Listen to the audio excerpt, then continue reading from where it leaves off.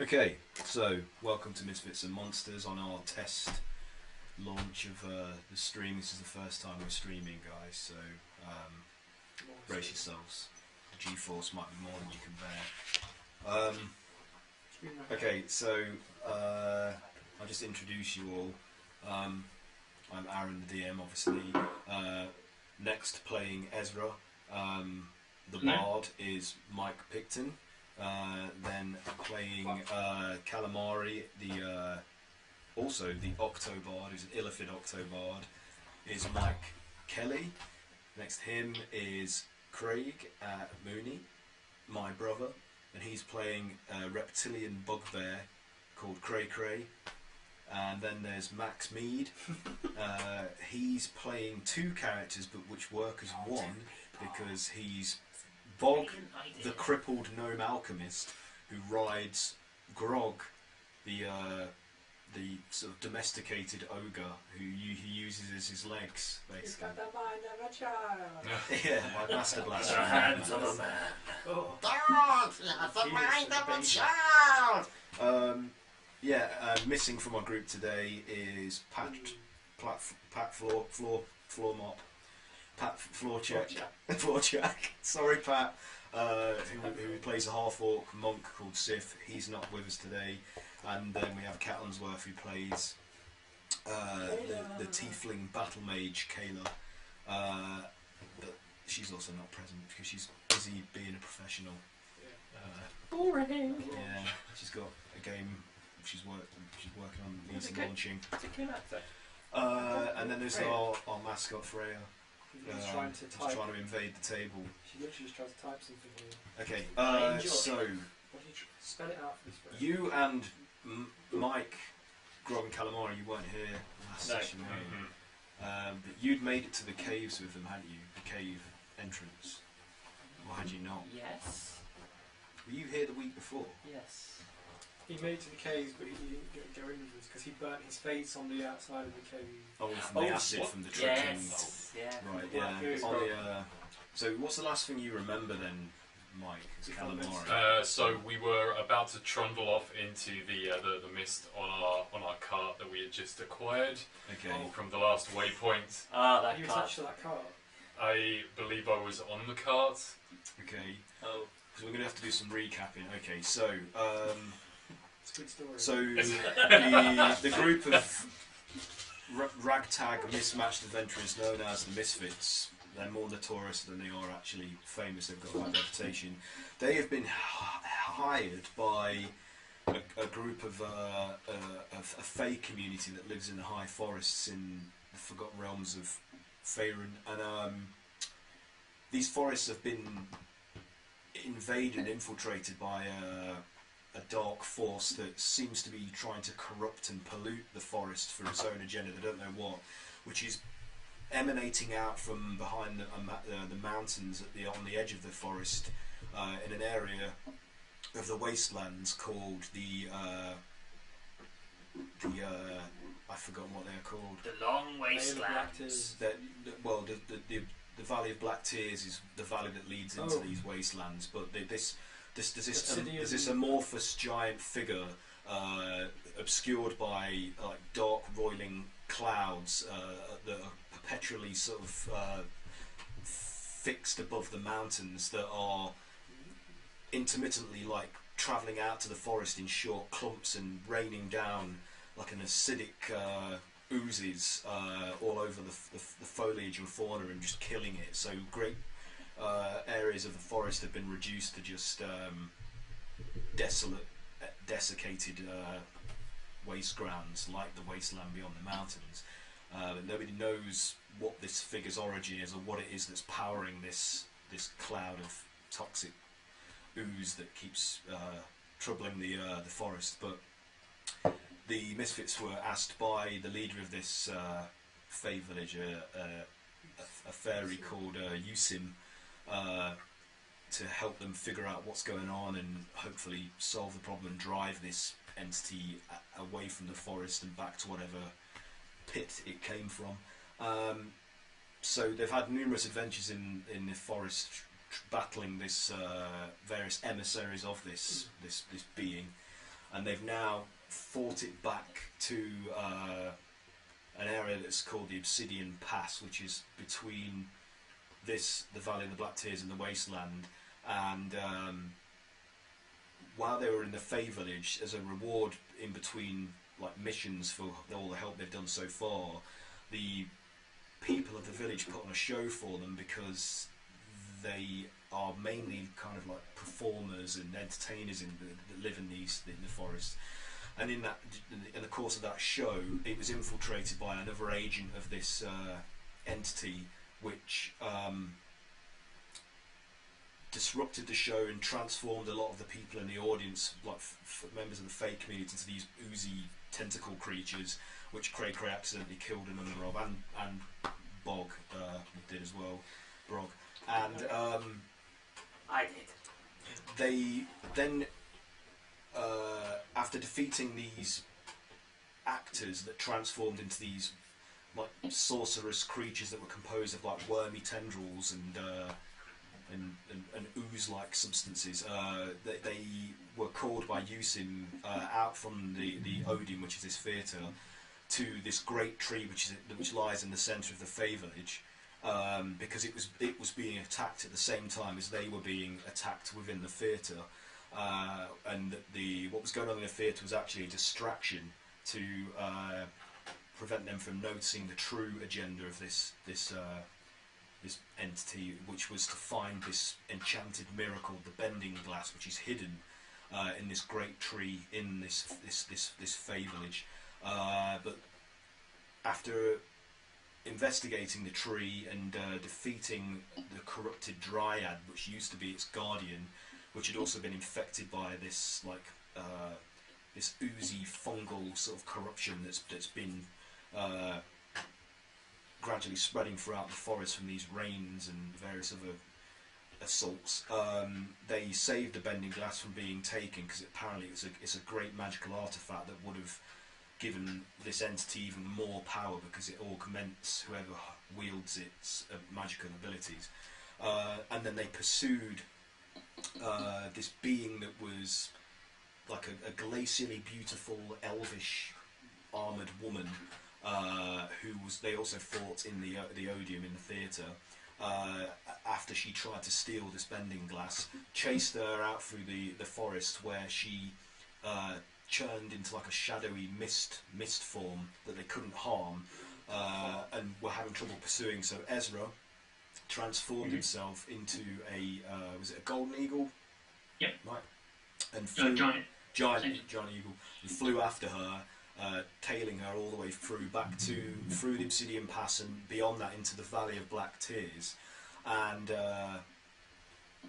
after successfully negotiating these strange mists which engulfed him, he managed to keep on her tail, to see her fly into this cavernous recess in the side of the valley's cliffside walls, and then turned around and struggled his way back through these mists, eventually finding his way back to the High Forest to report to the other misfits, the other players in their party, about what he had seen. So they then decided to set out to the Valley of Black Tears in pursuit of this woman, hoping that she would lead them back to her master, or she was really wounded as well. Yeah, she was bordering on death. We were kind of thinking, let's just go and finish her off. Yeah, that was the plan. See if they could finally do her in. Anticipating having travelled through the forest during these ooze storms, that they would have to make some form of cover to protect themselves, they bought a wagon and converted it into a covered wagon with these special tarps that they bought off some centaurs earlier in the campaign. Rule number one, kids, don't buy shit off the centaurs. Which actually repels the acids. So they covered the wagon with it, and then also procured a shire horse from one of the Fey people, and set off. But unfortunately, as they were caught in one of the storms, they failed to anticipate that the acids in these storms would actually destroy the wheels of the cart. so it became rutted and stuck. And also the horse was gravely injured because the acid obviously ate away at its hooves as it was traversing the earth. Not Binky. Yeah. So once the storm abated, they had to then heal the horse and let it go, and also give up on trying to move the cart. They tried to haul it, but it was just kept getting rutted, like in the sludgy like dirt that was left, you know, in the remains of the storm. So they carried on foot. Finally made it back to the Obsidian Pass. We took the tarpaulin. They took the tarpaulin with them. Okay, yeah. Rolled them up and put them back in your handy haversack. It's food-proof. And then they entered into the Valley of Black Tears through the Obsidian Pass, and they were engulfed by a smoky-like mist which cut off their exit. And after a bit of investigation, they noticed that the area behind them that should be the Obsidian Pass that they travelled through to get to this valley had disappeared, and it's like they'd been transported to an entirely different plane. Like they weren't in Faerun anymore. So you're in some other dimension, maybe, or of some form. So they were left with no choice but to carry on forwards through to the valley. And the mists had other special properties where it caused a number of them to start hallucinating.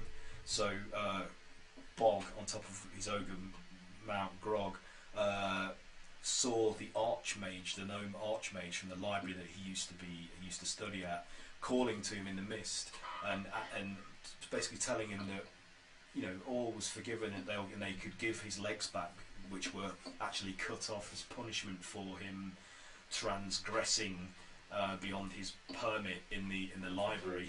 He looked at things that he shouldn't have looked at and was caught doing so.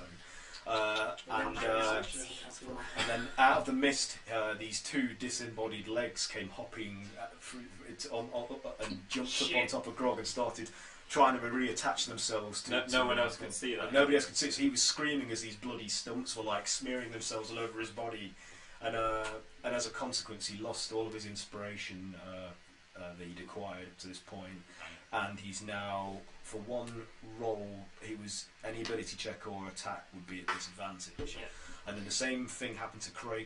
He he hallucinated seeing this cat-like, manticore-like being manifest, which was the creature that he let loose in some caves in his homeland when he found his magic axe. The axe that he wields was actually keeping this creature imprisoned. And when and since then, this thing has been abroad in the realms, butchering people, and also which it told him so, and then said it would one day come back and find him and eat him slowly, piece by piece, before destroying the axe, so that he could never be imprisoned again. Damn. But the vision, they fought the vision, and even though the others couldn't see it, they could see its effect on the environment, like the rubble that it was moving with its feet as it pounced and moved, so they could kind of tell where it was, so they were able to sort of guess where this thing was.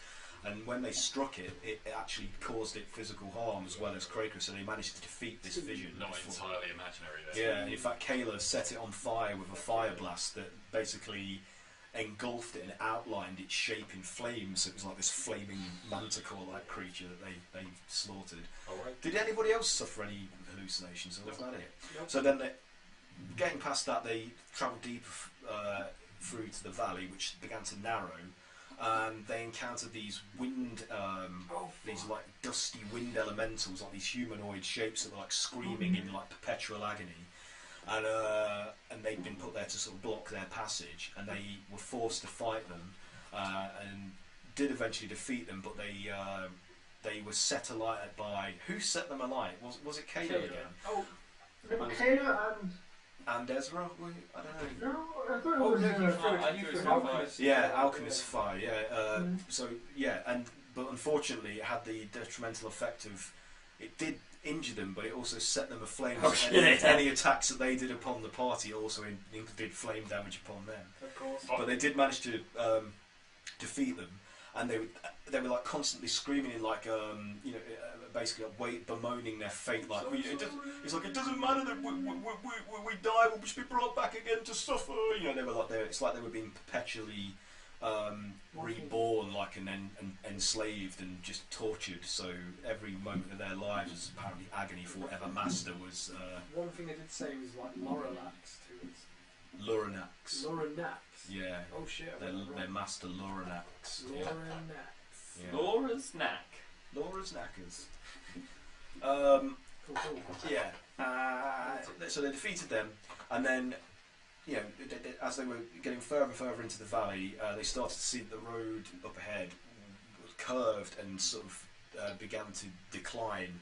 So there was like a bend and then a declination in the path ahead. So they made their way for that. But then these storms, these winds, which had been persistent ever since they got in there, like basically like rising and falling, began to intensify until there were just these huge gales barreling down the valley, which were like lashing them with detritus and dust and actually blowing them away. So they took shelter against the cliff walls of the rocks that form the sides of the valley, and then pulled the tarp over them to try and take shelter from the wind.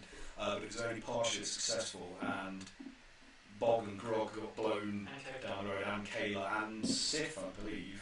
And Sif, yeah. Yeah, and you know, and did they have to deal with more visions? What happened? I can't remember. No, I don't remember that. No, it was just. They just had to try and fight against the wind, and get back into shelter. And eventually did, and then carried on, and saw that the path did in fact descend into like a slope that then diverged. So there were two choices: you could go left into a cave, which is a cave that Ezra saw on his recon mission, or you could go right and into a much narrower sort of rift between the now closely sort of situated faces of the valley wall, and they chose to go left. So entering in there, they saw that they were in a cave system that was lit by clusters of little candles that were surrounded by daubed alien sigils and iconography that they couldn't decipher it. Yeah, which mainly consisted of lots of representations of eyes of various forms, but different types of eyes, and they felt like they were being watched. So they kicked every single cluster of candles they could find out, stamped them out to no real effect, but they felt that was necessary. And then Carol explored candles. Yeah. And then power. And then they carried on proceeding to explore the caverns, and they came across a larger area that was more open with a higher ceiling and wider in its dimensions, that had a large glyph of an eye, in the centre of the room with a cluster of candles. And the eye, it always seemed to move to watch them. They didn't know if it was the flickering of the candlelight that gave this illusion, or it was actually the eye's pupils sort of moving to track them as they. So Cray attempted to stealth past the eye, moving around the edges of what he thought was the wall, and then looked down and saw, after he heard some whispering voices, that there was another section to this cavern that was 12-15 feet below, which contained the nest of a naga-like creature, which is a giant snake with a human face, on a nest of human bones, that was talking to that female elvish sorceress that you encountered in the odium in the Fey village at Dappleleaf, and they were having some heated discussion quietly, and then the creature saw Cray, and combat was started. And just and the Naga was basically screaming they would not take his prophecies, they were all we're not stealing his prophecies, and they are his, and his alone to use how he wants to. Yeah. Well, you remember he had the face of a woman, like a very that's right. Very sort of aquiline, almost elvish looking female face, but he had a male voice. Wonderful. Yeah. So Cray. Great. I fucking killed it. He engaged the Naga and actually killed it. Fucking and then Chupa and helped you. I think. Yeah. But unfortunately, the Naga had two servants, which were these like tumorous, roiling flesh masses that came out from another like. Because I chopped his head. No, you chopped the Naga's head. But it was like. Oh, it said that it called its guardians out to fight them to give it time to regenerate. So Cray jumped down there and beheaded it, hoping it would delay its reconstitution in some way or another, and then climb back up. And these fleshy gibbering masses of flesh just rolled out from another hidden sort of cave area and began to attack them. And they've got multiple eyes and mouths constantly opening and closing all over their constantly writhing, roiling, fleshy mass. But one of them is kind of like a gloopy, blobby mass that's stuck to moving on the floor, whereas another one it levitates, and it's almost beholder-like in some of its qualities, how it has these fleshy tendrils with mouths and eyes coming off it, and which it actually emits randomized rays of magical spells and power at shit. So I wonder if that's possible. That's where they currently are at the minute, engaged with those two creatures, while this Naga is trying to regenerate itself. You think, but you got separated from the rest of the party on their way through to the valley. So you're kind of lost in the mist outside. So before I have you join the party, I just need you to do a wisdom save, please. So you're wandering sort of a little bit sort of lost and completely surrounded by mists and threatening shapes that are manifesting and then disappearing and calling out your name like Calamari. And so you're doing your best to follow their way. I mean, there's only one way you can go, which is forwards anyway. So before you reach the area where the path diverges, you're going to have to deal with what did you roll? You know what you rolled. The best ever. I rolled a 1. Oh, okay. That's good. That's the first number. Dear. First roll of the night. Well, that's a definite. We play another kind of D&D where all the low rolls are better. Switch. Reverse D&D. Yeah. Okay, so out of the mist, a hulking, corpulent shape stomps forwards and begins to resolve in more detail, and you see that it bears similarities with Fatso, the mutinous chef from the ship that you served on that murdered the crew and captain that you were so loyal to.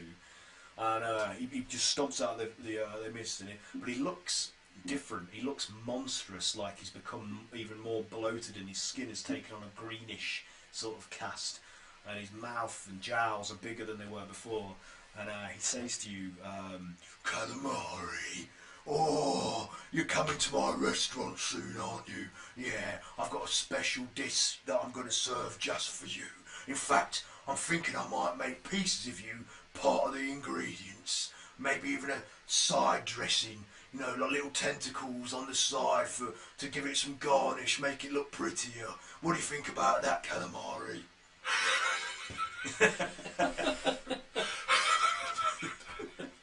And he draws a massive butcher's blade out from his apron pocket. He's like, "Come here, boy. It's time to give your little tentacle beard a trim." And he goes to attack you with it, and then and just as the blade goes to slice through, you tense yourself for the pain, and unfortunately you feel nothing of it. It's like a vision. It's transparent. It glides through, but you hear him laughing, bellowing with cruelty, "Come to Waterdeep, boy. I'll serve you a tasty meal." And then he just disappears out of the mist. But you are unfortunately terrified and shaken by the experience, and you lose any inspiration that you've gained. I don't think I inspired myself recently. And you have disadvantage on your next ability check or attack roll. So shivering and sort of trying to pull yourself together, still surrounded by these mists, you sort of carry on making your way through the valley, and they seem to sort of part and reveal divergence of paths. So on the left you've got the decline going into the cave mouth, and then on the right there's this narrow sort of passage between the closely situated steep rock walls. So and you see tracks in the dirt like that seem characteristic of Brog as he was trudging along. So and they seem to veer left. So you gonna go left? I'll follow the tracks. Okay, so you make yourself you make your way through to the cave. So I'll have you catch up with them in a minute. So just roll initiative for me, please. I don't know. Disadvantage on that? No, not on initiative. Oh my god, throw I that dice away. need to roll Is that another one? Yeah. That's another one. Dice is broken. Plus what? What the fuck? That's rolled a 1. That's 3 ones in a row. Strategy means go on, folks. Wait, let me just check. You're rolling a D1. Am I? Is your dice just all ones? I'm rolling They a printed one-sided more than dice. 1 on that dice. It's D1, just a what, sphere. what? Switching out for a non-broken Okay, dice. so what was that? 3 then in total for initiative? Yes. That's awful. Jesus Christ. Jeez, you're going to be late What in are the the game. odds? What did Brog get? 5. 5. Wow, you two. 1 in 8,000. Cooking on gas. 1 in 1 in 8,000. 8,000. What are the odds? You're defying the odds, chaps. Excellent. So you're Oh, good. Keep it up, Max. Well done. so you're before Calamari. Yeah. Wait, what? Just one. Do you want to give you the order so you can arrange, you can stack it? So Yeah. we're right down at the bottom, So right? it goes Sif, Ezra, Jupa, Jupa, Cray, Cray, Kayla. Kayla, Grotbog, Calamari. So you go first. Can you? Were you starting at the top of the round? Yeah, I thought it was Grogmore. Oh, yeah, that's where we left it last time. So, Oh shit. That didn't work out quite as well as I hoped it would. That's okay. No problem. I think these guys definitely can't see that, so we'll just we'll signal you okay, so far away. Kind of. It's really, before anything else happens, one of the tendrils containing one of those like winking eyes on the gibbering flesh mass that's in front of Ezra, Sif, and Kayla. It blasts the area in front of them with like this strange, multicolored, swirling beam of energy, and it expands and forms into like this swirling, kaleidoscopic pattern in front of them, like, and dazzles them. And Sif is completely taken with it, like he just can't take his eyes off it, and his eyes start to transform to reflect exactly the same sort of swirling, hypnotic pattern as the image in front of him. But Ezra and Kayla, on their turn, will have to deal with this. But Am I unfortunately, immune to that because I'm blinded? possibly we'll see in a minute. I need to just read The on. benefits of being blind. Yeah. But for the duration of this, Sif is now incapacitated, And Kayla as well. and Kayla as well. So they're both of them are incapacitated and out of action for the foreseeable future unless something happens to them. So Ezra, it is your go. Okay, so I guess I don't see that effect, so Let me just read. do you want me to do anything there? Yeah, if you're blind, it has no effect on you. So Yay. yeah. Right then. I can't see anything. I'm going to need some help. Quick. I'm going to summon some quicklings, which are like Crackling. super speedy fey creatures. Okay. Like small and speedy little guys. So 2 of those. I don't know if you can just create some tokens. They can just be circles for now. We can see And if I'll there's roll anything in the initiative. library of Roll20 and see quickly. if we can find anything. So anything fairy-like, I guess. I don't think these have wings, though. So, whatever fits that description. Let me check.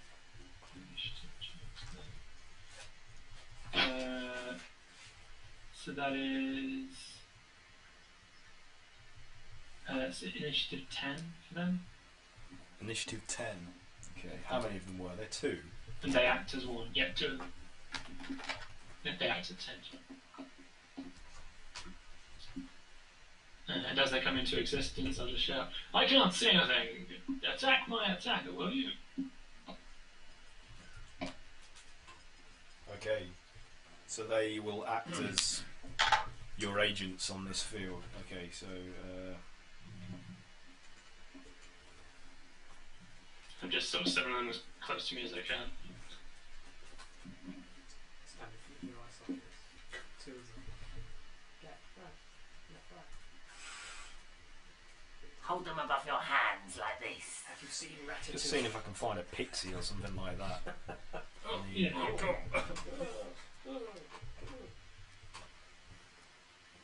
No, we've not got anything like that uploaded. Yeah, PMG 3 Gonzalez. We'll use the theatre of the mind. Use your imagination. Could always use an angel and then just shrink it. Sure. Let's shrink it! Hey, dads. That is small. Wow, look at Should have seen it before. the kneecaps on that. It's all there. It's all there. Here you go, Ezra. Lovely. So can I control that? I'll make it so. What's that? That guy's got a fairy. I want a fairy. 'Tis done. I wasn't allowed any Nice. just menial Yeah. labourers. Really? Can you make 2 of No. them? No slaves? No. At all? Surely you can just copy and paste, can't you? Can I do that? He's having a ramifications there. Yeah, there you go. Oh, thanks. I don't think I can copy and paste. Okay. That village. Okay. So do with them what you will. Help me, little quicklings! Defeat this gross thing that I think is in front of me. It is, you can still hear it going muttering various gibberish. Every now and then, like, something that sort of makes sense spews out of the mouths, where it seems things like, your father will kill you, your father will kill you, and things like that to Ezra. 16. Yeah, 16. Yeah. Oh, my cat's not here. That's my turn done. Yeah. Is that it? Wow. Okay. It's now Chupa's go. Chupa, you're currently. Actually, sorry, one little thing. Can I try and break out of my grapple while I'm blind? Yeah. Right. I mean, you know- Is that a disadvantage? I think it probably is. Yeah. And is that strength? Yes. It will be, yes. I believe, unless it's just an escape DC. Let me just check on this creature's stats. 12. 12. Unfortunately, that fails. Sorry. No, it's cool. No good. And Okay, so Chupa, it's your go. You're currently standing in front of the other gibbering but earthbound creature in front. Yeah. So, If I remember correctly, last week I was grappled and I broke out yeah, as the last thing, right? yeah. Cool. So I'm gonna roll to attack it. Alright, man. Good old 1-2. Go for it. It's a sticky toffee. 18. 18 is a hit. Yes. Rolling. No pun intended. Okay. 4 bludgeoning, 1 radiant. 4 bludgeoning, 1 radiant. Okay.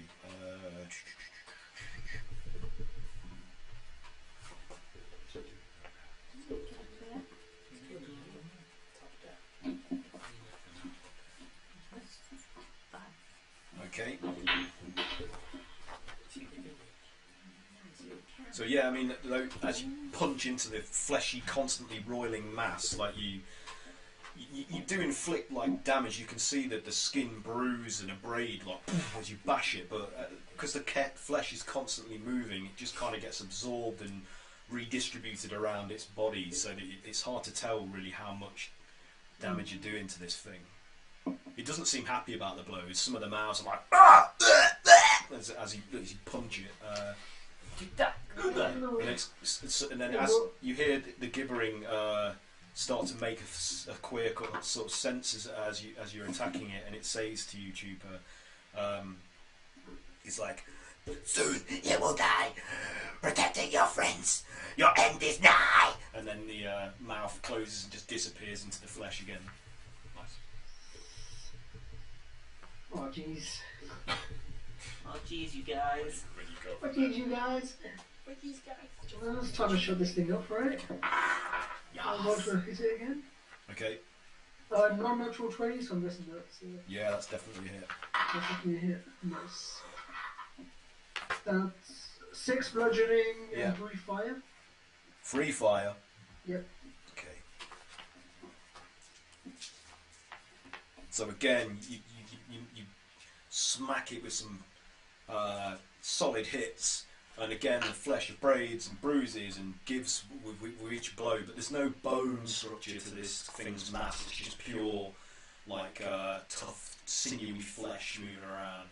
So nothing cracks or breaks. It's like punching like a deboned pig carcass or something. So it's just like dense flesh. And then training montage. yeah. And then some of the mouths then say to you, "He's coming for you. He's coming. He will quake before his baleful red eyes." And it just closes and gets absorbed back into the flesh. And Like a tuba. that's the tuba, yeah. Ooh. Yeah. So, anything else? I don't know if I was done that, but... Okay, Gregory, you're grappled. I want to break the grapple. So you've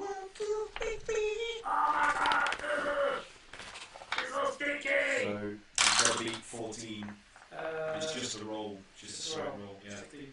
Yeah. So you manage to tear the mouth that's got you like gripped and held pincered. Like you manage to just like break free. It's splitting it open like so the two halves of the jaw are rent, and it flops back and gets absorbed into the roiling flesh mass. Okay. So you can free to do what you want now. But that was your action, main action. Do you have more than not even outside of a multi-attack? You get free actions.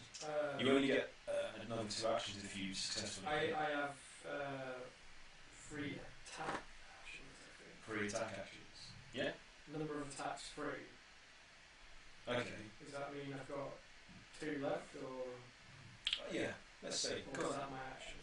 Well, normally that's your action, but like a multi-attack is normally you only get the other series of attacks as the attack action. But let's fuck it, just have the 2 attacks. Okay. Yeah. We'll be here all day otherwise. I attack. 26. Yeah, that's it. So it's 17 slashing Okay. and 4 fire.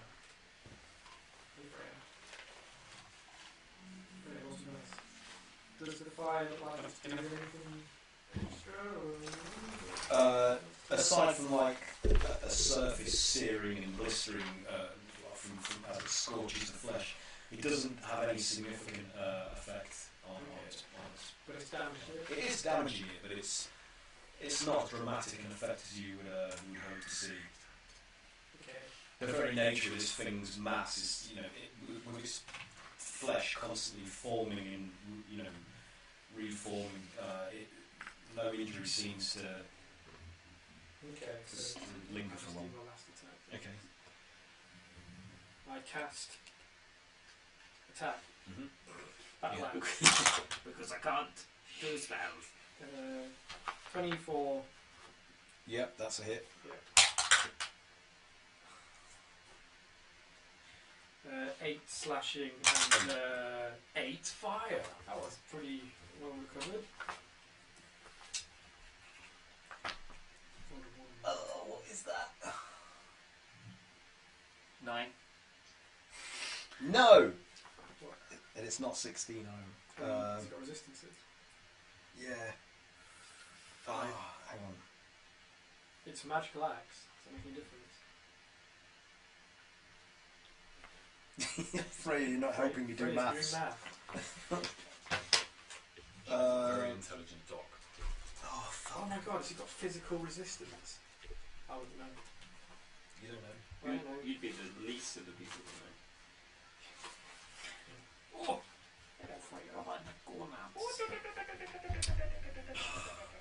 I always do this. I always second guess my arithmetic, and it's right. And I use it on the calculator, and I'm like, oh, I was right.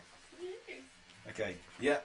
So, yeah, you deal it some significant damage, like slashing it open and searing it. It's almost like the wounds are cauterized by the additional fire effect of the axe. It looks But- damaged. Yeah, the thing's taking hits, and bits of it are like Not as being quick. chopped off and spattering onto the floor dead. But it's, I mean, its mass is reduced somewhat, but It's taking longer. it's taking much longer than you would expect because it's Cray like Cray suspects. it's almost like it's got a resilience to. Yeah. This sticky toffee pudding Yeah. is resistant to physical damage. So, anything else on your turn, or is that it? Are you staying engaged? You're not going to try and move away? I'm going to go next to Chupa. Okay, so you're not moving away from it. You're just I'm moving moving away, position. Moving next to it because it hasn't got a face, so there's no point standing away from my friend. Okay. Well, tag team it, high five down there. I'm for it. All right. You're not supposed to say high five out loud. What happens? I don't know. You just do the high five. All right. So it's so the creature, the floating of the ball like flesh mass. Now, The worst festival. uh, To flesh man. attacks Ezra because My turkey. did you break its grapple? Oh. No. Oh god. So while you're grappled, ooh, this. So it opens a large maw opens up on its body, which you can't see, but you hear this kind of sound, as like almost like wet lips are parting, and the others watch as you see this gaping mouth sort of like move to envelop Ezra, and Ezra, you feel like these fucking hell. like spittle and saliva dripping down on you as this thing's nearing you with the intent to swallow. Oh god. And you die. Quick, I haven't James. said a thing about this. Choke it. Lodge yourself in its throat. Oh god. Lozenge. So that's a 24 to hit, so that definitely hits. Yeah, you must have advantage if you didn't. I didn't know. I didn't need it. Didn't need it. What are you doing? Don't help him, Mike. So you are swallowed whole, Mike, by this creature, and the bulk of its body, sort of like the mass of its body bulks up to accommodate him inside of itself, and you are now restrained. It would have blinded you as well, but you're already blinded. Are you restrained as well? I know you broke it. And you're going to take some acid damage as it starts to slowly digest you inside of itself. Good day. Like the Sarlacc. Part of it, Ezra. So you take 6 points of acid damage. Going well. Off to a good start. Good start. The Good, free good ones. time to come back The in. free ones really set the tone. Okay, so I just let out some muffled cry, like. yeah. And then It's very damp in here. with Ezra inside of it, it rotates itself so more of its eyes can incorporate you in its line of sight, and some of the like the flailing tendril stalks with eyes on them like flick towards Chupa and Cray Cray and fire upon you. So I've got to roll to see what random effect happens. And another like multicoloured swirling blast of energy spirals out of the eye and manifests in front of you in like a swirling hypnotic pattern. Oh shit. You need to do, both of you, a wisdom saving That's throw, automatic. please. Wisdom save. Yeah.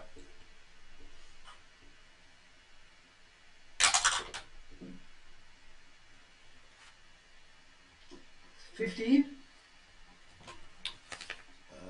Where is it? 15, did you say? Yep. That's a fail. What did you? 14. Is That's this also a fail. Is this a charm? It I is. have advantage. It on is. Charm. Yeah. Yeah, I have advantage on charm. Okay, both roll again then. See if you High succeed. five! Oh yeah. That's worse. Just not have any yet. I got 21 actually. This time. Oh, you succeed. You're all right. What did I get? I got. I'm just gonna high five myself. Yeah. Yeah. I only got 12 that time. Okay, 14 so- was the high roll. Hell. Okay, so you fail and you are incapacitated, Okay. and you have a speed of 0 because of Oh. incapacitation. I ain't going anywhere. Yep. So you're just basically like stuck, standing still. Just your eyes take on the same cast that I described with Sif, where they just start to resemble this swirling, hypnotic, like multicoloured pattern. Mine's like hypnotised. So you're just like, yeah. I'm usually like So that. Chupa, you see Cray Cray's arms just go limp, and he's just staring blankly. But it's not his usual blank stare. He's been enthralled by something. This is an advanced blank. Technicolor. And then it blasts Chupa with another eye roll, and this one is it's a blast of blue frosty energy. So it's like an ice blast, and An ice javelin. so I need to roll an attack against you.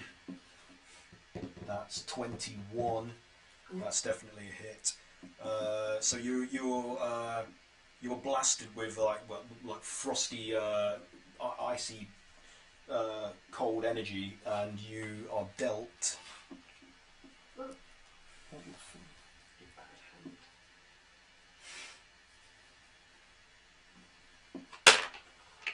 Ooh.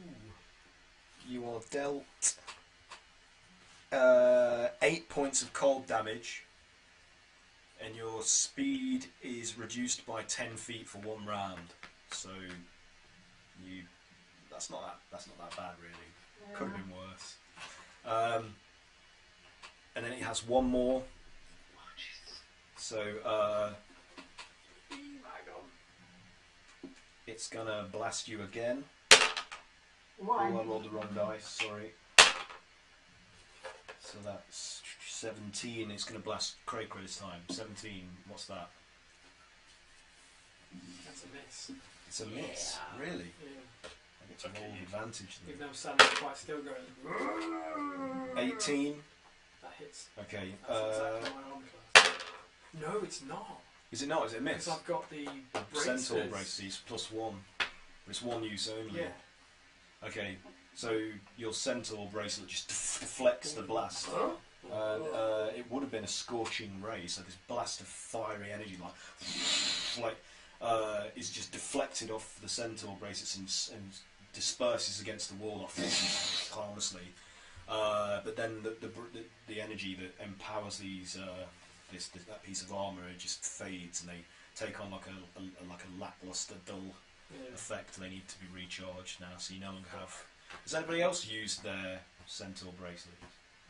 You have +1 to your AC for once, and then that's Does everybody have them? Yeah, you all got given them. By using Blade Wraith. Yeah. I don't really have that. I don't get Before you joined. Yeah. Welcome to the village. Yeah, I don't, Ezra and Brog don't have them, unfortunately. It just gives you one +1. Yeah. Recharge mode, some more smoke. Oh yeah. Smoke 'em. So it is Kayla's go. She's not here, so it's the other creature. So it's going to attempt to Mate. attack Chupa. So one of these mouths shoots out from the main mass like and snaps at you, Chupa, and that is a miss. I think. Yes, it is. It gets 2 more. Jesus Christ. That's a natural 20. Oh, fuck. So that would have been a 28 in total. Very good. So you're going to take 4d8 of damage.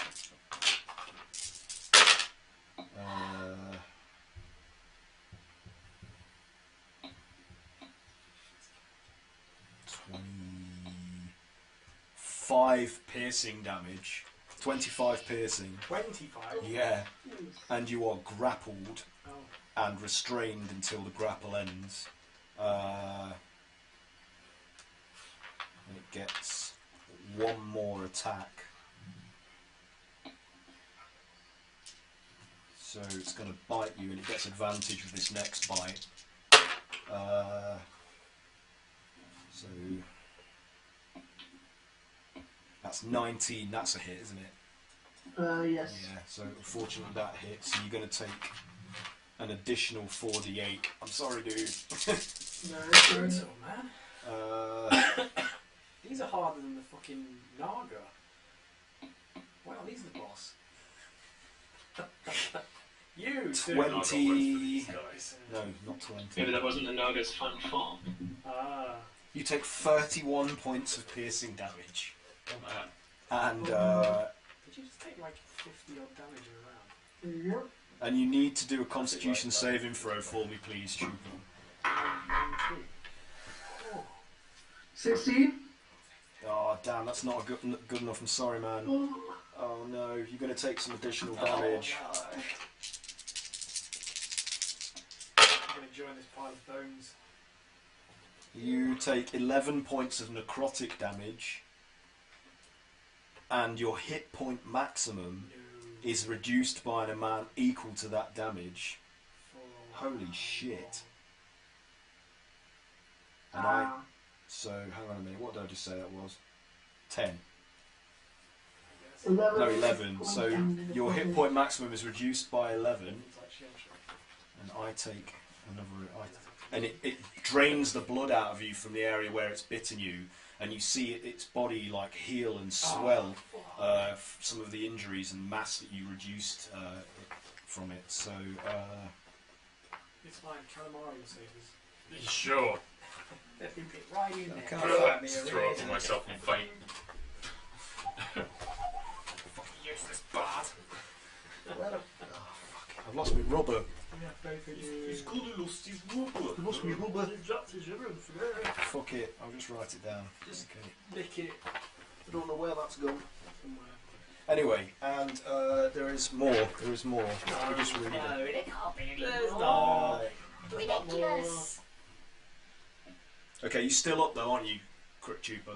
Yeah. Okay, that's alright then. You broke that grapple, didn't you? Yeah. Yes. Yeah. It is now. Brog. No. It's the lady's go, and she runs. She runs up to the severed head of the Naga, and only Trooper really catches this out the side of his eye. But he's distracted by being grappled by the creature and struggling to himself. And she picks the head up and moves it over to the main trunk of the body that it was severed from, and pushes the head back onto the stump, and I knew we should have burned that she thing. mutters some incantation, like, and there's a flash of energy, and the flesh seals and heals itself, reattaching the head to the body, and the Naga gasps a breath like with its fangs bared, and slowly starts to stir. It's now your quicklings go, Ezra. Alright, so seeing the master, the summoner, captured inside of this beast, they're going to try and cut him free, so they're just going to make lots of little dagger attacks against the fleshy beast. The flash Rubik's Cube. So they're each going to make 3 attacks.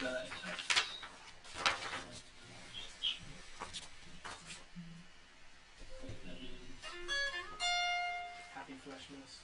Happy fleshness.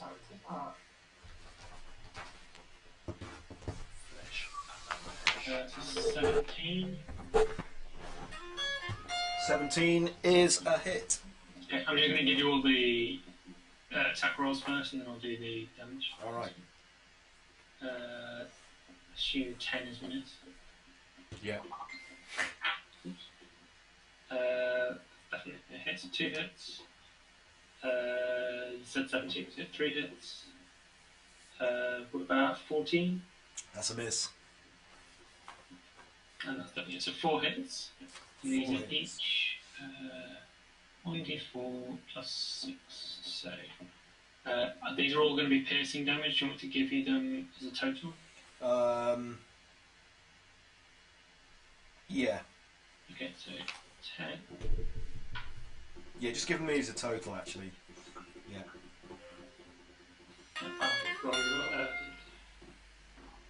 39 piercing damage. 39? Yeah. That's impressive. That's some good rolls. Is that a quick hit? Yeah. Yeah. Any fucking shit up?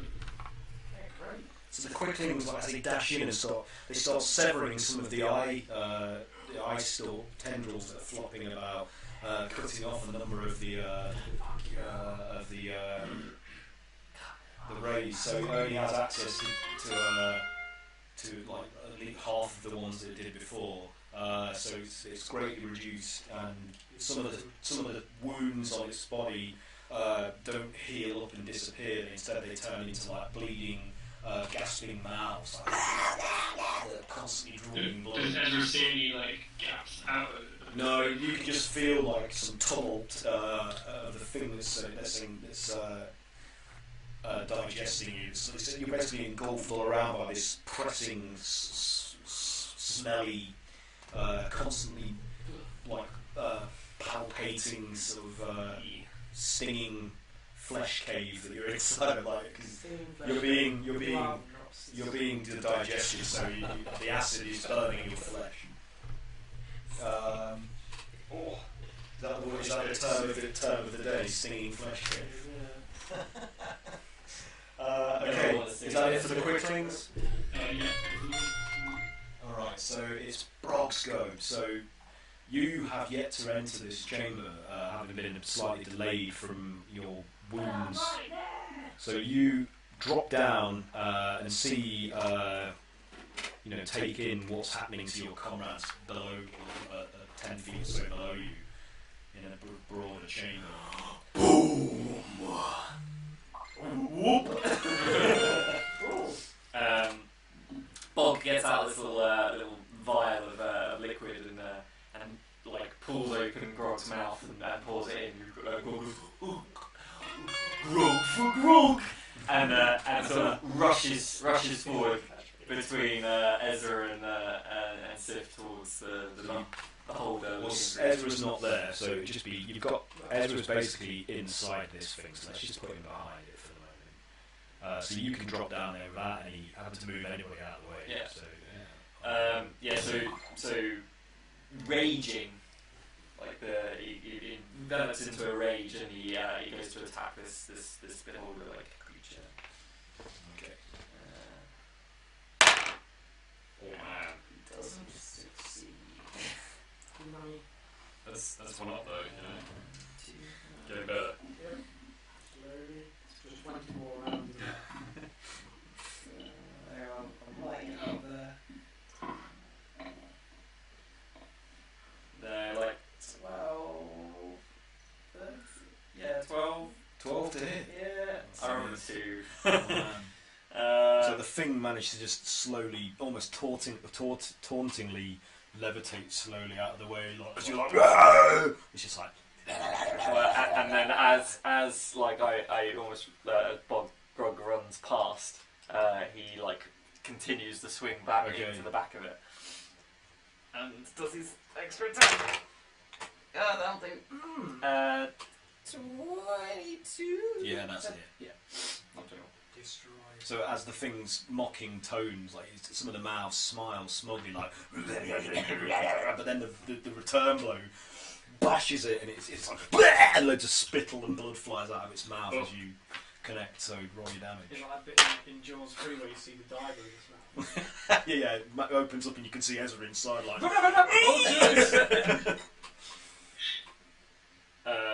He does 12 bludgeoning. 12? Yeah. 12 bludgeoning. All right.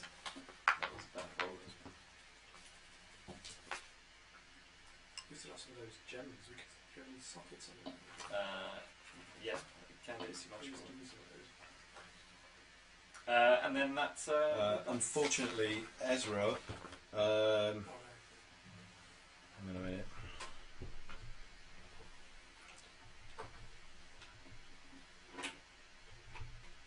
Is that it for your turn, Grog, or have you got more to do?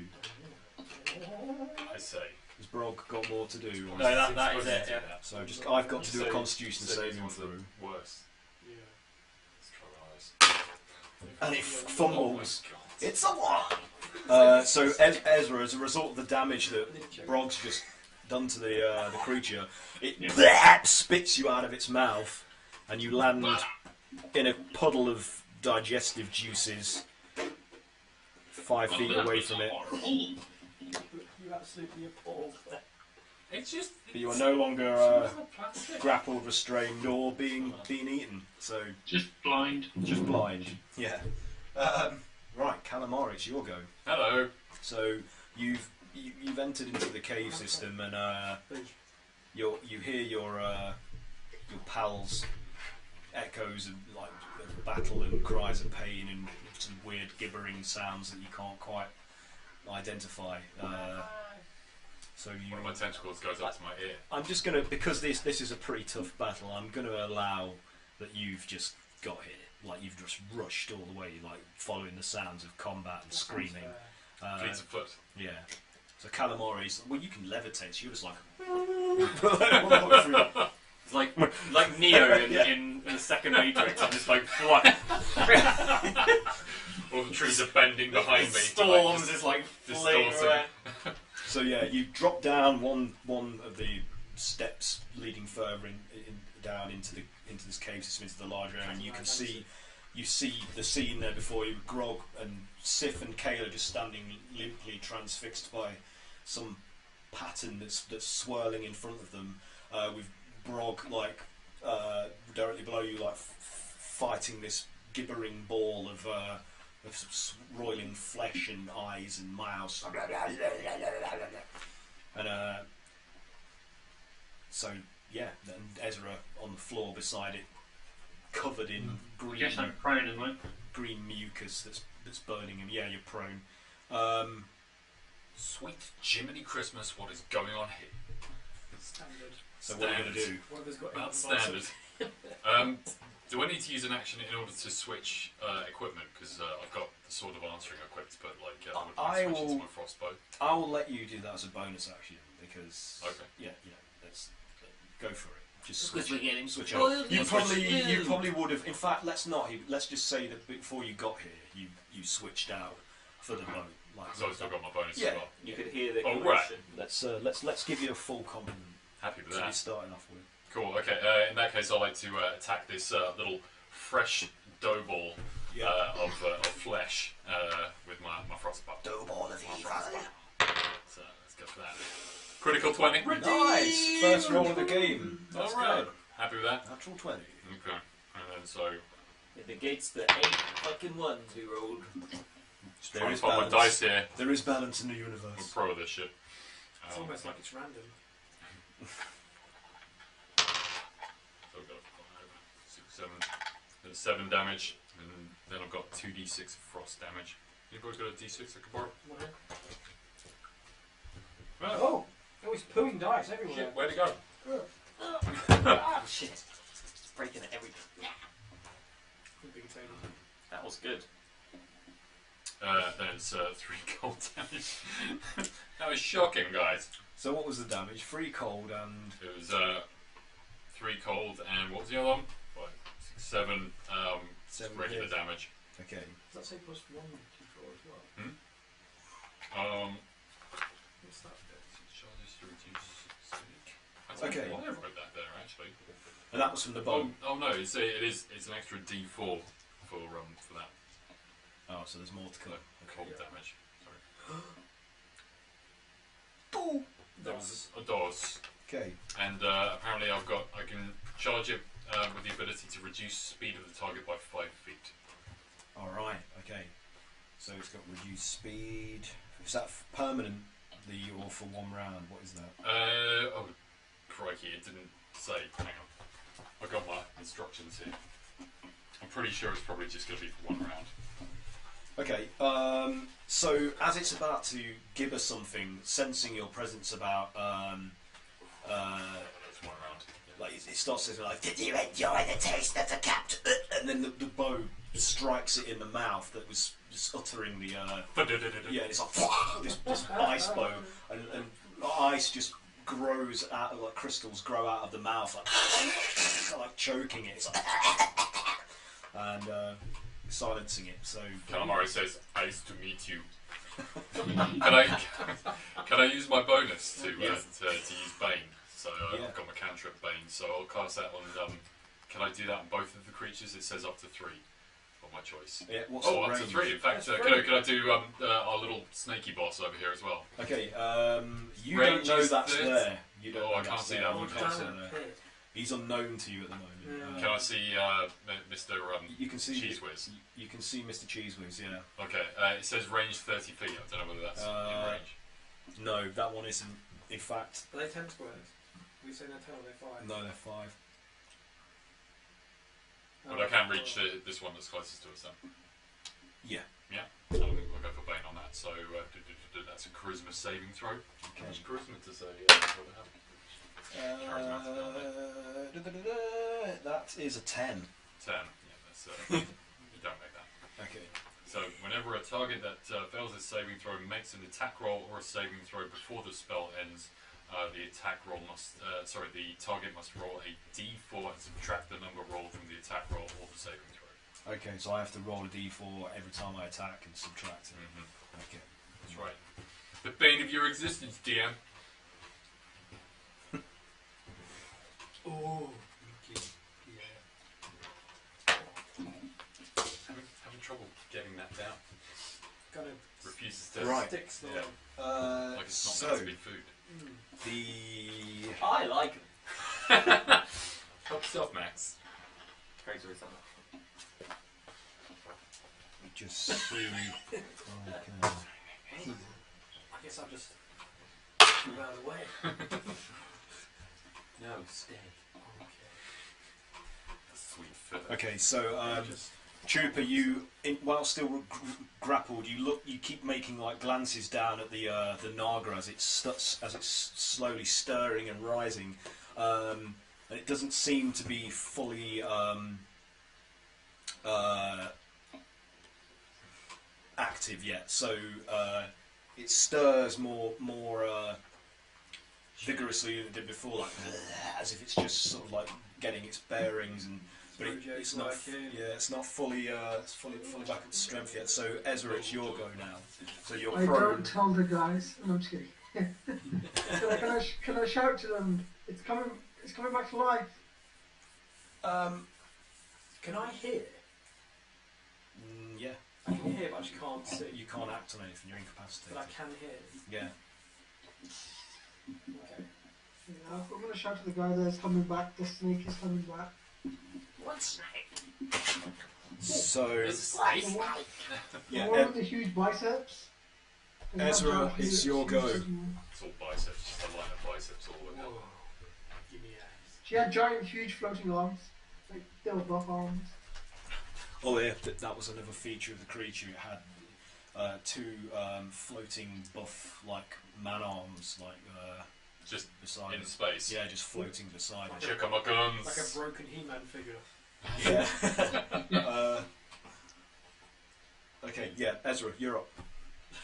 So just like coughing up like gross acidy bile that I probably like swallowed. I'll sort of and try and clamber to my feet. And I guess I'll try and fix my blindness. So I'm going to try and cast Lesson Restoration on myself to solve that. Okay, cool. Which should just cure that affliction. So with my vision returned, I'm quite glad I couldn't see the inside of that thing because that was disgusting. Good work on that, Quicklings. Keep it up. And that's the end of my turn, to be honest. All right. It's now Chupa. So you're currently grappled. And you got to break the grapple? Yep, it's an escape check, so you just roll a d20 and have to beat the... Oh, that... just roll d20, that's 18? 18 there, that's it. You're out. So you break the hold of the mouth that's got you gripped in like a pincer, shattering some of the teeth, like as you smash out of it, and the flailing sort of appendage like just flops back and gets absorbed into its main mass.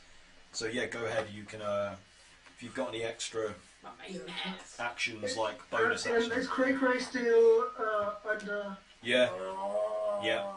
Can I try to slap him out of it? Give him a medicine slap. Oh, medicine slap. Yeah, as a bonus action, I'll let you give him a medicine slap.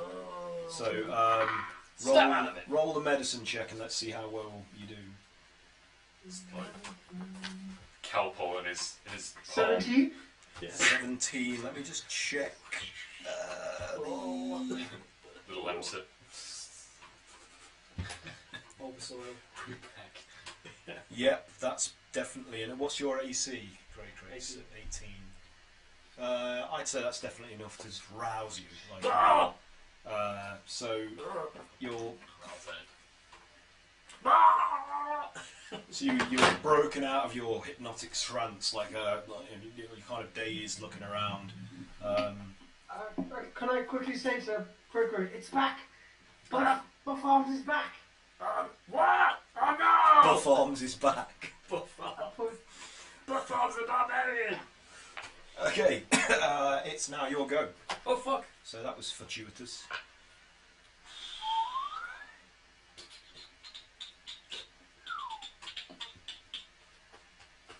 Destroy it. I'm gonna give this thing some wicked licks, hopefully. You hope. And delicious quips. 20 non-natural. Yep, that's a hit.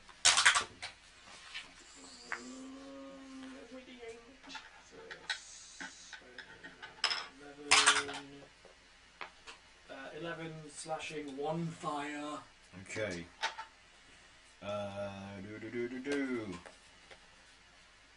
Dum dum dum dum dum. Oh baby.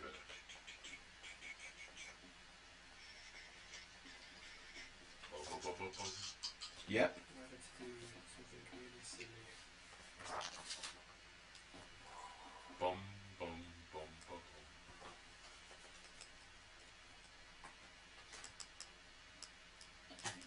How's it looking? It's still active, looking pretty aggravated. It's reduced and definitely wounded, but it's not diminished to a degree where it's going to stop being a threat to you. We've got to get rid of one of the things at least. It's too much. Next week, then we could probably all gang up on the Naga. You know, I managed to take it out through some lucky rolls, but if we need to get rid of these things because they're just really annoying. So yeah, I'll keep at it. Can we roll those?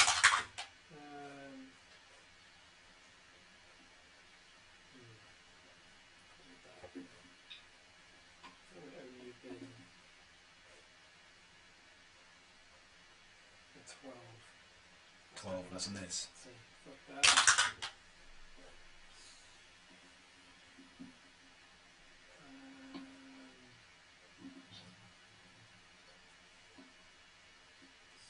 So 18. Yeah, that's a hit. Okay. So 14 slashing Yeah. and 5 fire. Okay. And that was a shit roll in the middle, which did nothing. But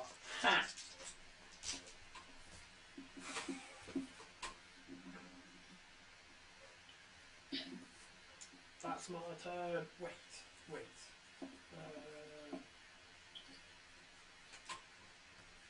You got anything else? Is that all you got? I have an action surge, which means I can have an extra action. Do it. Fuck it. Action surge. What does it cost you? That's 1 a day. Or one a rest, sorry. What was the damage you did? Sorry. 4, I'm just checking my maths here. I think I fucked that up. 14 slashing and 5 fire. 5 fire. Yeah. Fucking idiot. Is it dead? No. Oh, You deal it some significant blows as before, but okay. it's undiminished. It's still just like roiling and gibbering, like, and it says to you that The beast, it waits for you. It waits, eager to devour you piece by piece. 18. 18 is it. Nah, oh, 14 again. I rolled 5,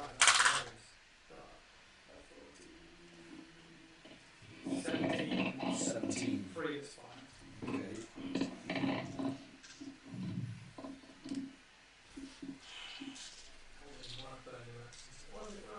Yeah, you did some pretty good damage there.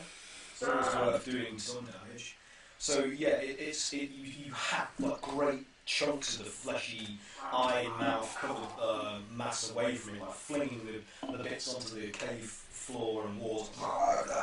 And after you finish like savaging it, it's greatly diminished in size, and it's like bleeding from multiple like deep, long lacerations with like mouths and eyes opening up inside the wounds, like.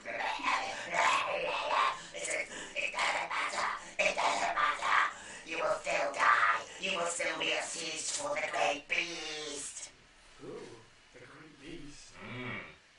Oh. Great beast, that's all done. It's not. It is now. No, it is not. It is my turn. Did it quickly in this time? So.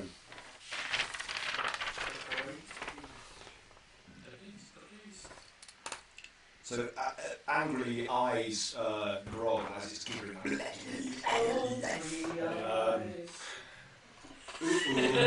of the mouths, like on the end of one of the remaining tendrils, flicks out to try and bite Bog, snapping at your face.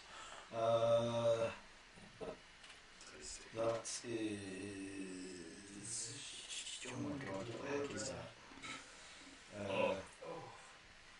Stop eating it, please. Everybody. You can really taste it. I'm really 27, so that's a definite hit. So unfortunately, it does manage to like snap and catches Bog on his cheek, taking a good chunk out of your face, and you get 19 points of piercing damage, and the mouth buries itself deep into the flesh of your cheek, like latching onto the bone, so you're grappled, and it starts to wrap Bog, and it brings itself closer towards you and Grog, and starts to wrap more of its eye tendrils around you, like to grip you in a. You're grappled, sir. How much damage? Oh fuck. Yeah, 19 piercing. And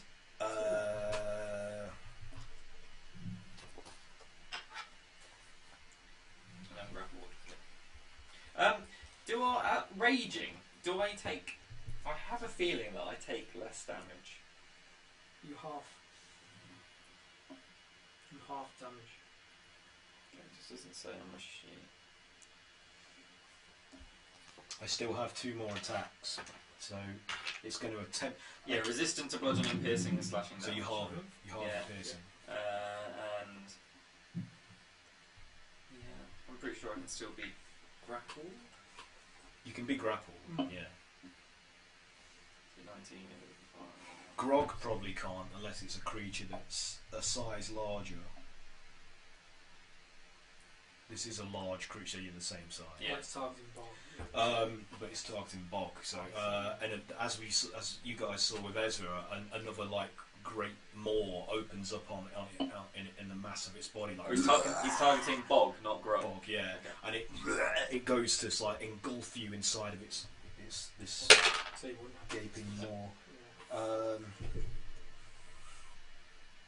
17. That's a hit, isn't it? Yeah. So And then 16.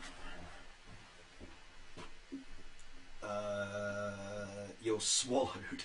So it basically clamps itself over Grog's head in completely engulfing Bog, and just this big like mouth just makes a suction on the whole upper. He's strapped in. Yeah, so it's just clamped down. Yeah, on, so he's just like. it's like Eject! Eject! so you're blinded and restrained, Oh my Okay. god! This fight is. and you're going to take some acid damage from the corrosive saliva inside of its gullet. What is this? You take 9 points of acid damage as well as it starts to digest you. Okay. Yep, okay, and that's it. So it's now the other ones go. It's got Chupa grappled, so it's going to attempt to drain you of some energy again. Which one is this coming grapple? The yellow one. Oh wait, no, you broke it. Sorry, Yeah, I'm sorry. I'm exactly. getting it wrong. That's my mistake. So it's just going to attack you with more bites. So more appendages lash out with sharp teeth on the end of them, attempting to take away some pounds of flesh. 24 to hit. That's a hit. So unfortunately, another of the mouths clamps down on your flesh and delivers 18 points of piercing damage, and you are grappled again. Oh, dude. Where's my bloody pencil gone?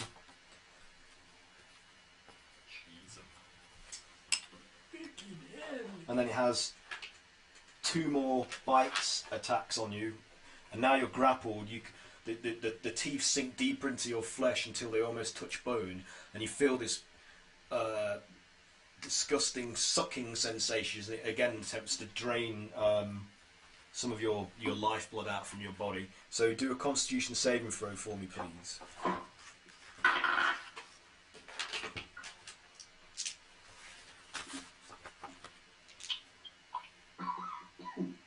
19. Oh, you're good. Yeah. So no effect. Like your constitution is so great at this time. Like you actively resist it, the flow like from leaving your body. You reverse the blood flow by sheer willpower. Like, it's like a straw that's got like a chunk of a peanut or something stuck in it. And it just can't get any suction. Blood artery. Yeah. Oh. But it does get 1 more bite attack on you. So let's. Brutal.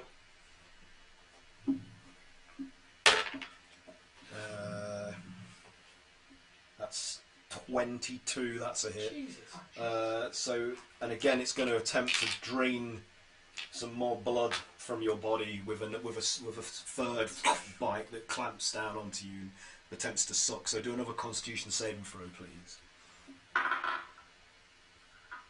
19 again, actually. That's good. Yeah. Okay, you're fine. Again, like you seem to be able to manifest some form of blood clot equivalent of a peanut in a straw and stop it from sucking your life force out of you. And now it is her go. The lady. The lady. Where's her sheet? I've got so many sheets that I'm losing track of who I'm doing with what. So she's beside the Naga, and you see her Chupa out the corner of your eyes. You yet again grapple and struggling to free yourself, and you'll keep looking down every now and then to watch the progress of the Naga and the woman. And you see her kneel down beside its great head as it's writhing and starting to rise. And can you just do? I want to see if you better hear this. Can you just do a perception check, please? I just want to see if you can catch this this exchange that they're going to have, Chupa. Sure.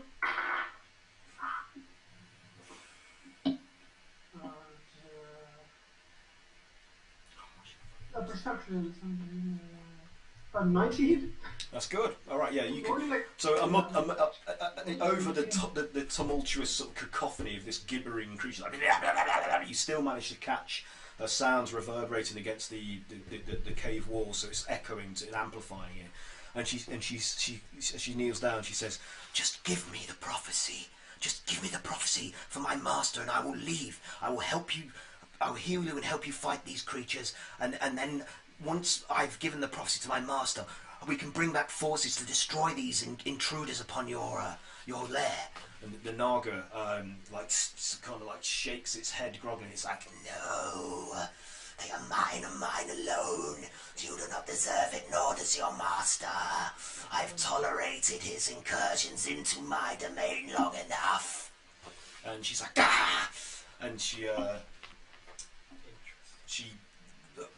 backs away, and I'm just going to do.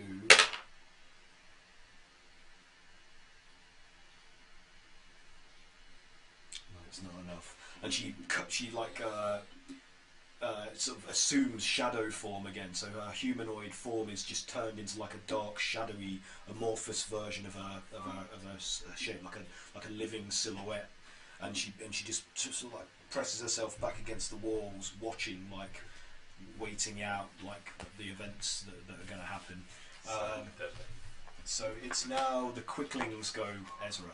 Your quicklings. Did we not get go? Alright, so I guess they're going to attack the nearest one. Sorry, have I missed you out? Yeah, me and No, you're after them. You're after them. I'm after the quicklings. Yeah. Okay. So yeah, they're gonna just keep on wailing on that thing, just feverishly attacking it. All right. So they're like a blur. Their movements so very quick that even with all its eyes, it's struggling. That's why they're getting It can't track them. With the daggers. Oh, they're quick. Hence the name. One got a critical miss. Oh, You no. wanna do anything with that? So, because of it's a critical miss, one of the mouths, which is like which has been sort of like on the end of one of the stalks, is like trailing at the end, its full extent, snaps like randomly as it passes by, and manages to take a bite out of one of them. So I'm just going to do a bite attack. Let's see what it can do. That's a 19 to hit, so I'm assuming that's a hit. Well, I don't know whether you're ignoring this because you kind of did the critical thing, but you have attack rolls have disadvantage against these things. I'll roll with disadvantage, yeah. Even with the fumble, because 17 with disadvantage. Yeah, that's a hit. Okay.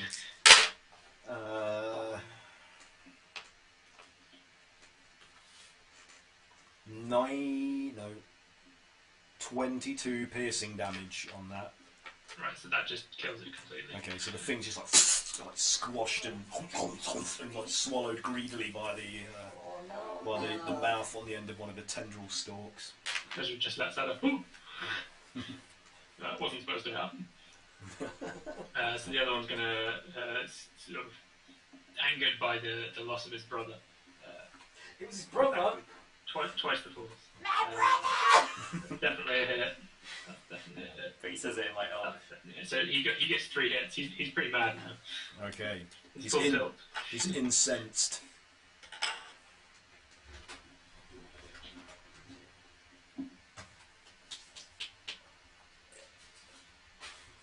It's 22 piercing damage. 22. Yep. So believe it or not, that is enough to finish this It's thing. So nice. Well, why don't you describe its end to us, Mike? So just like seeing his brother getting gobbled, his other one's like, "Yeah, free my friend!" just keeps stabbing it. It's just like a flurry of tiny little blows. Yeah, yeah, It's like a stab it like death from a thousand cuts. Yeah. So it's like you just see like lots of little sprays of blood that spattering out from the various wounds across its body, until eventually it's just kind of reduced to just this slimy, bloody, pulpy mass about and a he core. finds like his Yeah. brother's sort of body in there, and he just pulls it out and he's like, "My friend!" Oh my god. And then it just goes, Dark times. So yeah, well done. Indeed. One down. So now it's Bog's go. Grog. Finally. And like obviously, but he like kind of says like, "Well, That thing's dead now, right? Yeah. So you. So it's just this Like pulpy banana. mass just lying on top of your Bog just head. and just like ichor like all over for like 15 feet in all directions. He's still raging. So he's like, and then like just like turns and what does he see? Does he see that? Yeah, you're on your left, 10 feet down 10 feet. in the larger cavern area. You'll see that other roiling, massive eyes and teeth. He sort of picks up a javelin from the side of him, and he just goes, "Move, small man!" like to Ezra, and just like literally just like flings it like right on the top of his head, like over the top of Ezra's head towards the other guy. Okay, let's hope you don't fumble. Before you said This that, is going so badly south. Yeah, it's fine. So yeah, 17 to hit. Yeah, that's a hit. Roll your damage. kill that taffy. And Terra Taffy.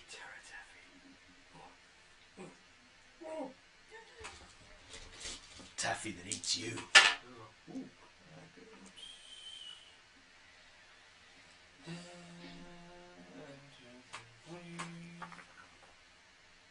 Maths. Oh. 17 piercing damage. 17. Okay.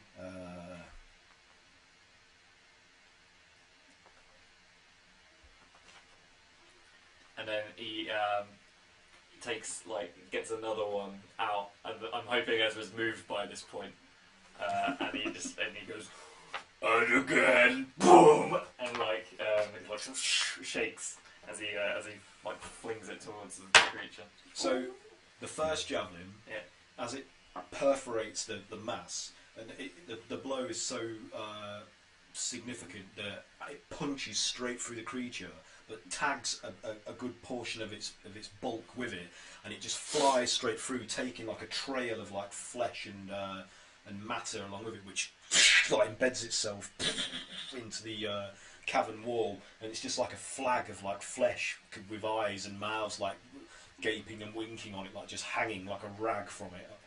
So roll your other javelin. So Okay, so the thing's like ripped in two almost, like, and it's just like flailing and bleeding. It's like, so it looks really, yeah, this one's Really? 28 to hit. yeah, it's it. It's looking really, really ravaged. You know.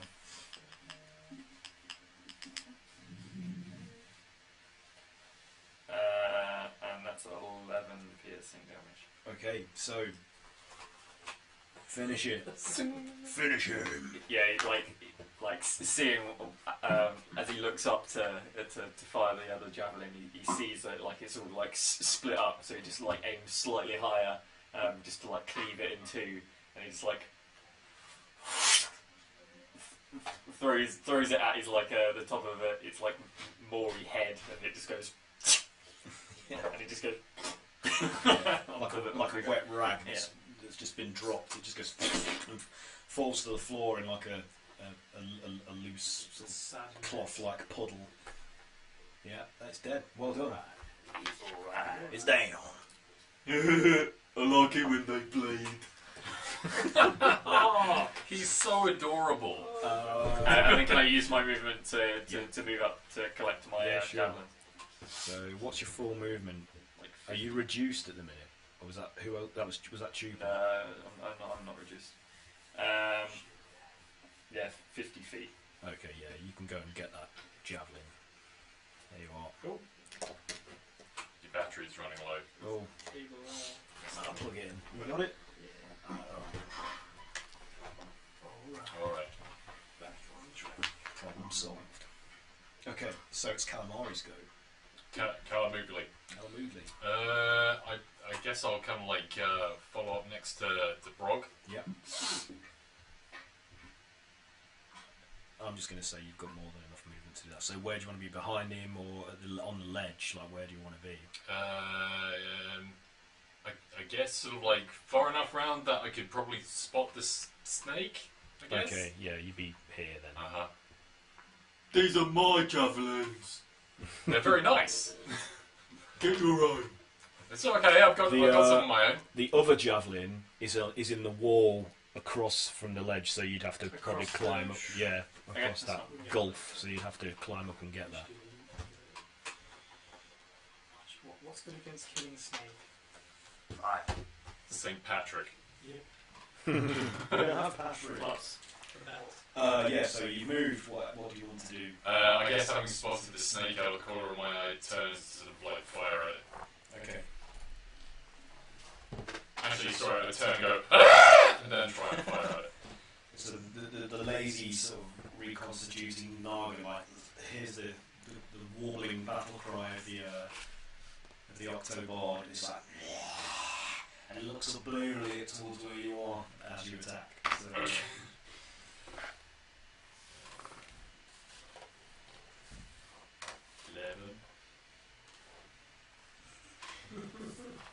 Did that hit Aaron? 11, I'm afraid it's a miss.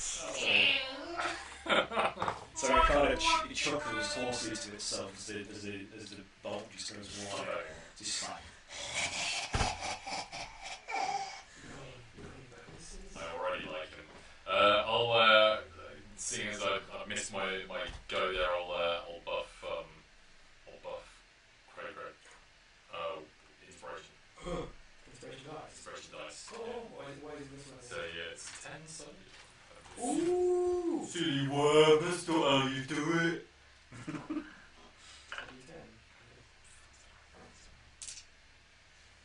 Manipulation, bar traits. No, I've written it down somewhere. I don't know, but I'm pretty much sure it's 10. Cool. Yeah. Mm-hmm. Anything else, or is that you stick? That's it. Okay. So the Naga still recovering. I'm going to just roll to see. Oh, that's awful. Okay, you're all right for now, guys. Rolled a 1, and whatever that roll was, which you don't know what it was, it didn't happen. Good. So it's now Ezra's go. Okay, so from my various ailments and back on my feet, I'll get my senses about me and take in the scene. I'm going to the Naga is the only thing standing now, right? Yep, and the lady who's in a shadow form, sort of pressed against the wall in the shadows. Has she been acting? Has she been doing it? She helped to revive the Naga because she wants. I haven't actually taken action against No. this yet. Not yet, no. She's trying to screw us. Yeah, she will be energy or something. Okay, I'm just going to do Torn the Naga. Why didn't you stay there? It would have been a lot easier for all of us. I'm going to cast Dissonant Whispers. Okay. So can you make a wisdom save as I whisper a discordant melody? That's a 20. That's the same. Nevertheless, you do take half damage. Okay. So let's do that. Oh. That's me. He's done. 5d6. Stick a fork in me. I'm calamari.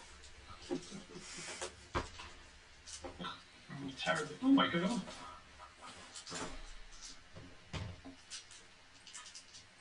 I don't quite know how I did this, but I rolled a 9 on 5d6. Nice. That's really shit. Good Is that, effort. well, that's 9 total damage. No, I'm afraid that's 9 before halving it. Oh. So it's just 5 then, Yeah. yeah? Okay. That was shit. I hope you can do better than me, and I'm just going to give a. Who wants inspiration? Who Well, either wants inspiration? Trooper or. Give it to Chupa Brock. because Chupa's had some. Yeah, Yeah, I took Jupiter's some in- serious, Yeah. seriously, you know. Yeah. So yeah, you can roll a d10. I think it's the same as Mike's thing. So you can add that to anything that you or I think subtract it from an attack roll. Cool. Oh no, you can only add it to the ability check attack roll. So yeah, so it actually doesn't help you stay alive. But maybe the saving throw could help. Okay. Cool. Alright. Okay. Inspired. So it is your go next, Trooper. So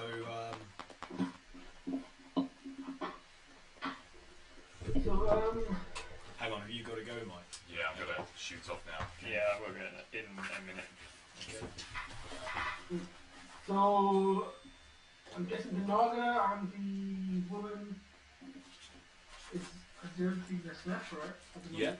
Yeah. Punch Naga in the face. Yeah, I'm gonna punch her in the face. Okay, you're probably gonna have to jump down to attack her. Are you willing to do that? Yes. Yeah. So do an acrobatics check for me, please. We shall be following you.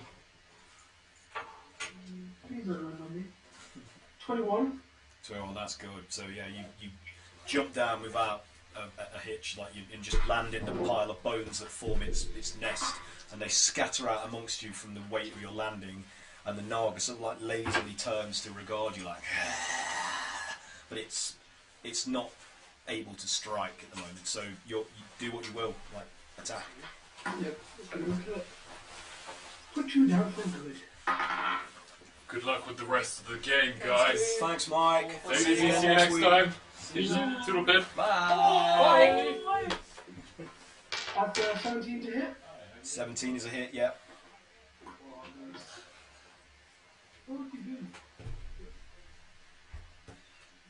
Right,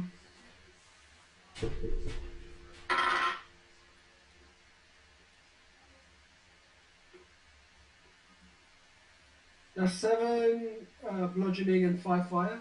Okay.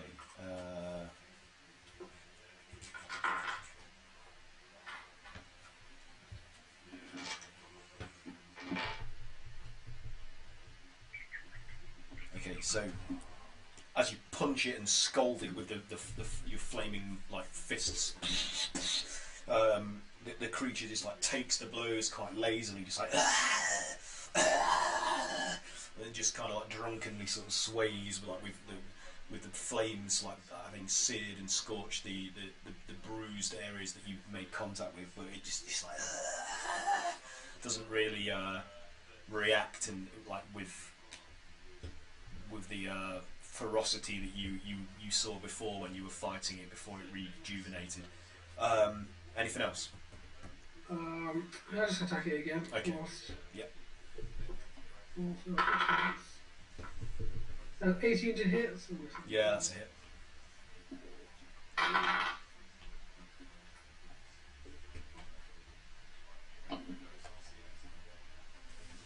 Nine bludgeoning and 4 radiant damage. Okay, so again, like you pummel it like a number of times, like around its upper like, neck, torso area, and its face, and you break some of its teeth, and blood spurts out of its mouth from when it bites the inside of its own cheek, and its lips are starting to sort of puff up and sort of bloat from being split and bruised. And one of its eyes starts to swell as the flesh splits on its brow, and it's just like, and it's kind of like it's like it's in some sort of almost like a stupor now, like just like it's not like quite, big dinner. yeah, lazily swaying, but it doesn't react. So. Yeah. Is that it for your turn? That's it for my turn. Okay, cool. Are you staying? Oh, you did like most of you in the jump, really, didn't you? So it is Cray Cray's go. I jumped down next to Chupa. Yeah. Do I need to jump? Yeah, do an acrobatics. Millions. Okay, so you land just like Trooper with a heavy thud, scattering bones that litter the floor around the pile that makes its nest. 20 something. You're going to attack? I'm targeting areas I've already hit. For definite. What, the neck? Natural 20. Okay, yeah, cool. Double your damage, guys. Right where it's just sealed up. I'm like, Go for that again. Like a natural scene. Yes. Yes. So, have some of that. Some of that. So that is a more damage. 7, 8, 9, 10, 11, 12. And my bardic. You can add it to damage or just to check? Oh, you can add it to anything, I think. I'm not sure. No, just a ability roll. checks, attack rolls, and saving throws. Yeah. Okay, Oh, okay, so damage, alright. So not damage. what did I say? I didn't know if 12. I didn't know if at higher levels you could also add it if they're casting. Oh, possibly. I mean, I'm level 11 and I haven't got that. Okay, we'll say no. We'll say no. So 12 in total. Yeah. Okay. 2 is fire. Although I guess he could be involved from a different college, which might count that. So I don't really know. Sorry. Maybe We'll the just war double college. check. Well, we'll just pass by that for now. So 12 slashing for that first Yeah. attack. Save, I'm just trying to take his head off again. I'm going to have to go. Okay. Is that alright? Yeah. Thanks for playing. Oh, I with did us. double damage! It was double. So do I roll no, dice it won't be again? double. Roll the dice again. Okay, is that how it works? Yeah. Yeah. Thank you, See you later. See you next week. Might be in Newcastle, might not. No, you're going to be here. I might be in Newcastle. No. Are you going to play remotely with us? If I can do it on my iPad, I might. Yeah. All right. We'll Well, see. maybe We'll we'll see. see. I probably won't be, but I might be. All right, dude. Take care. 21. 21 in total. Yeah. Wow, that's a big hit. Okay, so like you hack and slash at the seam of the just freshly healed area of scar tissue that where you cut it before, and you hack 3/4 of the way through the neck, and it's like with each blow, like the wound is getting deeper with the flesh parting more and more, blood, copious amounts of blood pouring from its severed trachea, and it's just like, but it's still not enough to completely sever the head. It's like you've only got like just over halfway through, and it's still lingering. You got another attack. I got 2 more attacks. Okay. It's a natural 20 again, Aaron. Oh my Give it god. a look. 2 natural 20. I believe you. I Yeah. believe you. Oh my What god. do you do for this thing? They've got some weird rounds here with doubled things up. So okay, that's fucked up. So 7,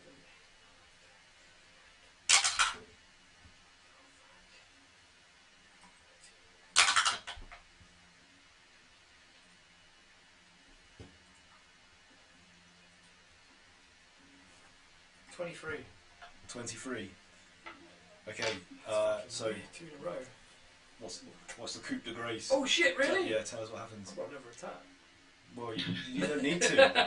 So what- Overkill. Just same again. Just exactly as before. Just take it off like a fucking golf ball. okay. Just like, So you finish hacking all the way through the neck, and it's a messy job. You're not. It's not like a clean cut. It's like like chunks like being severed here and there either side of the original wound, and then the head just like rolls off and tumbles up down its nest of bones onto the cabin floor and lands at the feet of the shadow form of the lady. can I use my final And it's just attack? like. The Naga looks up at the shadow form of the woman and it says, "Protect me and I will give you the prophecy." You got another attack. Yeah. What are you doing? I want to target his head Okay, go for it. and try and smush his head. You know, say something cheesy like, protect this. You get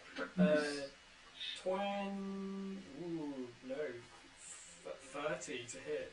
30, yeah. That's more than enough. I mean, you're in minus figures now. I'm just doing this for flavour. Like, So 7, 8, 9, 10, 11.